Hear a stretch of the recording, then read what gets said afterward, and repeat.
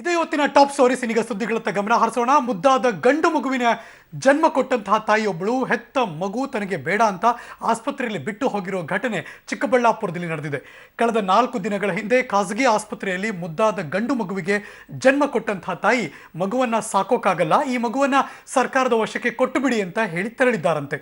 ತಾಯಿ ಇಲ್ಲದೆ ತಬ್ಬಲಿಯಾಗಿರುವ ನವಜಾತ ಶಿಶುವಿಗೆ ಜಿಲ್ಲಾಸ್ಪತ್ರೆಯ ನವಜಾತ ಶಿಶು ನಿಗಾ ಘಟಕದಲ್ಲಿ ಹಾರೈಕೆ ಮಾಡಲಾಗ್ತಾ ಇದೆ.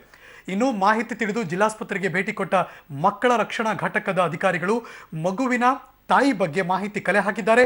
ಇನ್ನು ಮಗುವನ್ನ ಬಿಟ್ಟು ಹೋದಂತಹ ತಾಯಿಯ ಜೊತೆ ಆಪ್ತ ಸಮಾಲೋಚನೆ ನಡೆಸಿ ಮಗುವನ್ನ ಮತ್ತೆ ತಾಯಿಯ ಮಡಿಲು ಸೇರಿಸೋದಕ್ಕೆ ಕ್ರಮ ಕೈಗೊಳ್ಳಲಾಗುವುದು ಅಂತ ತಿಳಿಸಿದ್ದಾರೆ.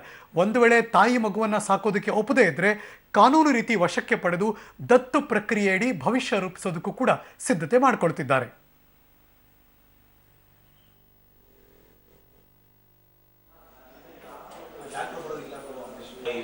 ಇಲ್ಲಿಗೆ ಪ್ರಕೃತಿಗೆ ಇದುವರೆಗೂ ಬಂದಿರೋದು 2000 ಎಷ್ಟು ನಿನ್ನೆ ಇಸಿವಿನಿಂದ ಬರೀ ನಿರ್ವಹಣೆ ಕೇಂದ್ರಗೋಸ್ಕರನೇ ಇಟ್ಕೊಂಡಿದ್ದಾರೆ. ಎಸ್, ಇದ್ರ ಬಗ್ಗೆ ಮಾಹಿತಿಯನ್ನ ಕಲೆ ಹಾಕೋಣ. ಮಕ್ಕಳ ರಕ್ಷಣಾ ಘಟಕದ ಅಧ್ಯಕ್ಷಿಣಿಯಾದಂತಹ ಲಕ್ಷ್ಮೀ ದೇವಮ್ಮನವರು ನಮ್ಮ ಜೊತೆ ದೂರವಾಣಿ ಸಂಪರ್ಕದಲ್ಲಿದ್ದಾರೆ.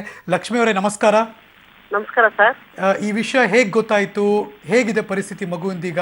ಏನಾಗಿದೆ ಸರ್, ಒಂದು ಮಹಿಳೆ 4 ದಿವಸ ಹಿಂದೆ ಜೀವನ್ ಆಸ್ಪತ್ರೆ, ಖಾಸಗಿ ಆಸ್ಪತ್ರೆ ಚಿಕ್ಕಬಳ್ಳಾಪುರದಲ್ಲೇ ಅಡ್ಮಿಷನ್ ಆಗಿ ಒಂದು ಮಗುಗೆ ಜನ್ಮ ಕೊಟ್ಟಿದ್ದಾರೆ ಸರ್, ಗಂಡು ಮಗುಗೆ. ಆಯ್ತು. ಅವರು 4 ದಿವಸ ಆದ್ಮೇಲೆ ನಿನ್ನೆ ಡಿಸ್ಚಾರ್ಜ್ ಆಗಿ ಆ ಡಾಕ್ಟರ್ಗೆ ನನಗೆ ಈ ಮಗು ಬೇಡ, ನನಗೆ ಸಾಕಕ್ಕಾಗಲ್ಲ, ನನ್ನ ಗಂಡ ಬಿಟ್ಟು 15 ವರ್ಷ ಆಗಿದೆ, ನೀವು ಯಾರಿಗಾದ್ರೂ ಕೊಟ್ಬಿಡಿ ಸರ್ ಅಂತೇಳಿ ಕೊಟ್ಟವ್ರೆ ಸರ್ ಡಾಕ್ಟರ್ಗೆ. ಓಕೆ. ಅವರು ಡಾಕ್ಟ್ರು ನಮ್ಮ ಜಿಲ್ಲಾ ಮಕ್ಕಳ ರಕ್ಷಣಾ ಘಟಕಕ್ಕೆ ದೂರವಾಣಿ ಮುಖಾಂತರ ನಮ್ಮನ್ನ ಸಂಪರ್ಕಿಸಿ ಈ ರೀತಿ ಒಂದು ತಾಯಿ ಮಗುವನ್ನು ಬಿಟ್ಟು ಹೋಗಿದ್ದಾರೆ, ನೀವು ಆ ಮಗುವಿನ ಒಂದು ನಿಮ್ಮ ಸುಪ್ಪದಿಗೆ ತಗೊಳ್ಳಿ ಅಂತ ತಿಳಿಸಿದ್ದಾರೆ ಸರ್. ಬಟ್ ಆ ಕ್ಷಣಕ್ಕೆ ಆ ತಾಯಿ ಹಂಗೆ ಹೇಳಿ ಹೋಗ್ಬೇಕಾದ್ರೆ ಡಾಕ್ಟರ್ಗಳಾಗ್ಲಿ ಅಲ್ಲಿ ಕೌನ್ಸಿಲ್ ಮಾಡೋರು ಯಾರು ಇರ್ಲಿಲ್ವಾ? ಆ ಥರ ಏನು ಹೇಳಿಲ್ವಾ ಆಕೆಗೆ ಅಂತ? ಅವರು ಡಾಕ್ಟ್ರು ಹೇಳಿದ್ದಾರೆ ಸರ್, ಆದ್ರೆ ಅವರು ಯಾವ ಮಟ್ಟಿಗೆ ಕೌನ್ಸಿಲಿಂಗ್ ಮಾಡಿದ್ರು ಅನ್ನೋದು ನಮಗ್ ಗೊತ್ತಿಲ್ಲ ಮಾಹಿತಿ. ಓಕೆ. ಆ ತಾಯಿ ಹೋದ್ಮೇಲೆ ನಮಗ್ ಮಾಹಿತಿ ಬಂದಿದ್ರಿಂದ ನಾವು ಅಲ್ಲಿ ಹೋಗಿ ಆ ಮಗುವನ್ನ ನಮ್ಮ ಕಸ್ಟಡಿಗೆ ತಗೊಂಡು ಅದನ್ನ ಜನರಲ್ ಆಸ್ಪತ್ರೆ ಚಿಕ್ಕಬಳ್ಳಾಪುರದಲ್ಲಿ ಅಡ್ಮಿಷನ್ ಮಾಡಿ ಮಕ್ಕಳ ತೀವ್ರ ಘಟಕ ನಿಗಾ ಘಟಕದಲ್ಲಿಟ್ಟು ಆ ಮಗುಗೆ ನಾವೀಗ ಪಾಲನೆ ಹಾಗಿದ್ರೆ ನಾವೀಗ ಅರ್ಥ ಮಾಡ್ಕೋಬಹುದು ಅನ್ಸುತ್ತೆ, ಗೊತ್ತಿಲ್ಲ ನಂಗೆ, ತಪ್ಪಿದ್ರೆ ನೀವು ಸರಿ ಮಾಡಿಬಿಡಿ. ಒಂದು, ಗಂಡು ಮಗು ಹುಟ್ಟಿರೋದು. ನಂಬರ್ 2, ಸಮಾಜಕ್ಕೆ ಹೆದರಿ ಆ ಹೆಣ್ಣು ಮಗಳು ಈ ರೀತಿ ಬಿಟ್ಟು ಹೋಗ್ಬಿಟ್ಟಿದ್ದಾರೆ. ಇರ್ಬೋದು ಸರ್, ಆದ್ರೆ ಅದು ನಮಗ್ ಗೊತ್ತಿಲ್ಲ ಆ ವಿಚಾರ. ಆದ್ರಿಂದ ಆ ಕೇಸ್ ಶೀಟ್ ಅಲ್ಲಿ ಆ ಎಮ್ಮಂದು ಎಲ್ಲ ಡೀಟೇಲ್ಸ್ ನಾವು ತಗೊಂಡಿದ್ದೀವಿ. ಈಗ ಆಕೆಗೆ ಶುಕ್ರವಾರ ನಮ್ಮ ಚಿಕ್ಕಬಳ್ಳಾಪುರದಲ್ಲಿ ಮಕ್ಕಳ ಕಲ್ಯಾಣ ಸಮಿತಿ ಸೇರುತ್ತೆ ಸರ್, ಅಲ್ಲಿ ಆಕೆ ಬರ್ಬೇಕು ಅಂತೇಳಿ ಆಕೆಗೆ ನಾವು ತಿಳಿಸಿದ್ದೀವಿ. ಈಗ ಆಕೆ ಅಲ್ಲಿ ಬಂದಾಗ ಆಕೆ ಕಷ್ಟ ಏನಿತ್ತು ಅಂತ ತಿಳ್ಕೊಂಡು ಆಕೆಗೆ ಕೌನ್ಸಿಲಿಂಗ್ ಮಾಡಿ ತಾಯಿ ಮಗು ಬಾಂಧವ್ಯ ಮುಖ್ಯ ಆಗಿರೋದ್ರಿಂದ ಆ ತಾಯಿಗೆ ಆ ಮಗುನ ಕೊಡಕ್ಕೆ ನಾವು ಮನವೊಲಿಸ್ತೀವಿ ಸರ್. ಹೇಗಿದೆ ಮಗು? ಹೇಗಿದೆ? ಆರೋಗ್ಯವಾಗಿದೆಯಾ? ಆರೋಗ್ಯವಾಗಿದೆ. 2 kg 950 ಗ್ರಾಮ್ ಇದೆ ಸರ್. ಮಗು ಆರಾಮಾಗಿದೆ ಸರ್. ಓಕೆ. ಬಟ್ ಈಗ ತೀವ್ರ ನಿಗಾ ಘಟಕದಲ್ಲಿ ಇರಿಸಲಾಗಿದೆ. ಅಕಸ್ಮಾತ್ ಏನಾದರೂ ನನಗೆ ಬೇಡವೇ ಬೇಡ, ನನಗೆ ನನ್ನ ಜೀವನ ಮಾಡೋಕೆ ತುಂಬಾ ಕಷ್ಟ ಅನ್ನುವುದಾದ್ರೆ ವಾಟ್ ನೆಕ್ಸ್ಟ್?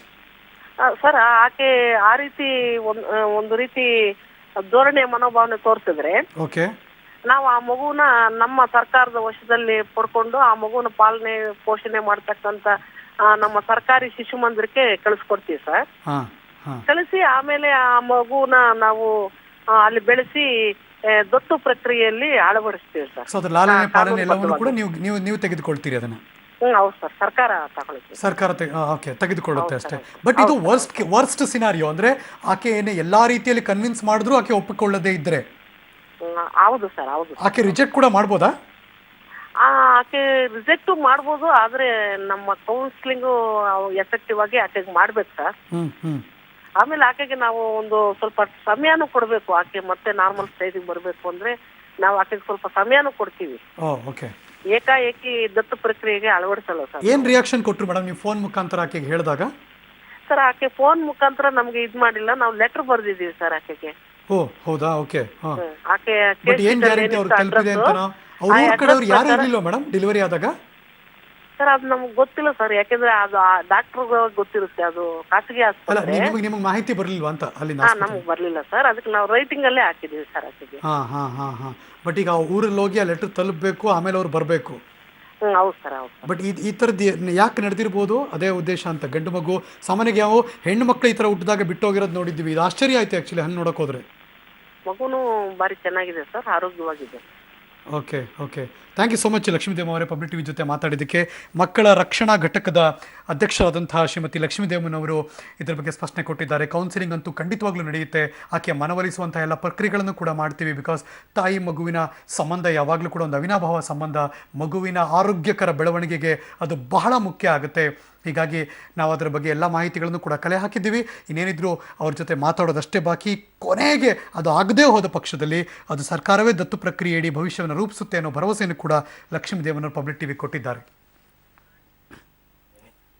ಚೆನ್ನಾಗಿ ಹಾಲು ಕುಡಿತಾ ಇದೆ, ಆರೋಗ್ಯವಾಗಿದೆ. ತುಂಬಾ ಅನಿವಾರ್ಯ ಕಾರಣಗಳಿಂದ ಅವರು ಬಿಟ್ಟಿರ್ಬಹುದು ಅಂತ ಅನ್ಸುತ್ತೆ. ಯಾಕೆಂತಂದ್ರೆ ಅದು ಗಂಡು ಮಗು, ತೂಕ ಚೆನ್ನಾಗಿದೆ, ಒಳ್ಳೆ ಆರೋಗ್ಯವಾಗಿದೆ. ಇಲ್ಲಿ ಒಂದು ನಮ್ಮ ಕೇಂದ್ರಕ್ಕೆ ಕೊಟ್ಟಿರೋದ್ರಿಂದ ಅದಕ್ಕೆ ಸರಿಯಾದ ಒಂದು ಆರೈಕೆಯನ್ನು ಕೊಟ್ಟು ಅದಕ್ಕೆ ಏನ್ ಬೇಕೋ ಸಾಧ್ಯತೆ. ತಾಯಿ ನನಗೆ ಕಷ್ಟ ಇದೆ ಜೀವನ ಮಾಡೋದು, ನನ್ನ ಗಂಡ ಬಿಟ್ಟಿದ್ದಾನೆ ಅಂತೇಳಿ ಆ ಅಮ್ಮ ಮಗುನ ಬಿಟ್ಟಿದ್ದಾರೆ. ನಾವು ಇಲ್ಲಿ ಮಕ್ಕಳ ತಜ್ಞರ ಹತ್ರ ಪರೀಕ್ಷೆ ಮಾಡಿ ಆ ಮಗುವನ್ನು ನಾವು ಈಗ ಆಸ್ಪತ್ರೆಯಲ್ಲಿ ದಾಖಲು ಮಾಡಿದ್ದೀವಿ. ಆಕೆ ಕಷ್ಟದಿಂದ ನಾನು ಬಿಡ್ತಾ ಇದ್ದೀನಿ ಅನ್ನೋದ್ರಿಂದ ಆಕೆಗೆ ನಾವು ನಮ್ಮ ಇಲಾಖೆಯಿಂದ ಏನು ಸಹಾಯ ಸಿಗುತ್ತೆ ಅದನ್ನು ಆಕೆ ಕೊಟ್ಟು ಆಕೆನೇ ಮಗುವನ್ನು ಪೋಷಣೆ ಮಾಡುವಂಗೆ ನಾವು ಮನವೊಲಿಸ್ತೀವಿ. ಅಲ್ಲ,